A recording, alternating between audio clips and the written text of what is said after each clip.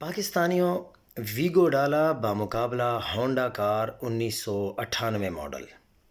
چند روز قبل ایک کالے ڈالے کی ویڈیو سوشل میڈیا کی زینت بنی، جس میں 4 افراد سوار تھے اور ڈرائیور نے اسلام آباد ٹریفک پولیس کے اہلکار کو ڈالے کے نیچے دینے کی غرض سے ڈالا اس پر چڑھایا۔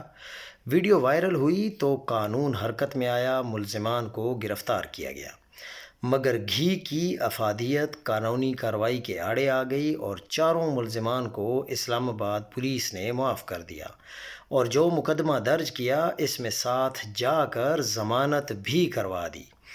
یہ تو تھا ویگو ڈالے اور گھی کی فیکٹری کے مالک کی اولاد ہونے کا کمال۔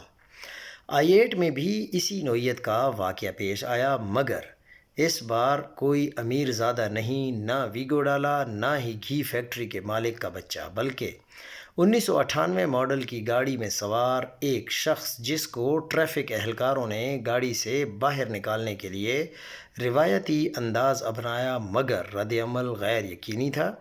جو سب نے دیکھا، خیر ملزم گرفتار ہوا اور جب تصدیق ہو گئی کہ اس کا تعلق نہ کسی سیاسی جماعت کے MNA یا MPA سے ہے اور نہ ہی پنڈی والوں کے کسی دور کے رشتہ دار کا دور کا جاننے والا ہے اور نہ ہی گھی فیکٹری کے مالک کا بیٹا یا ملازم ہے، تو قانون نے اپنا راستہ اپنایا اور دہشت گردی کی دفعات شامل کرتے ہوئے مقدمہ درج کیا۔ بات یہاں ختم نہیں ہوتی۔ قانون کی بالادستی کا علم بلند کرنے کا سنہری موقع جانتے ہوئے ملزم کو الٹا سیدھا لٹا کر تصاویر بھی سوشل میڈیا پر وائرل کی گئی۔ اس بات میں نوٹ یہ ہے کہ یقیناً دونوں واقعات انتہائی افسوسناک ہیں، مگر اس سے زیادہ پولیس کا جانبدار کردار۔ قانون سب کے لیے برابر ہے، اس کا پوسٹ مارٹم کیا گیا ہے۔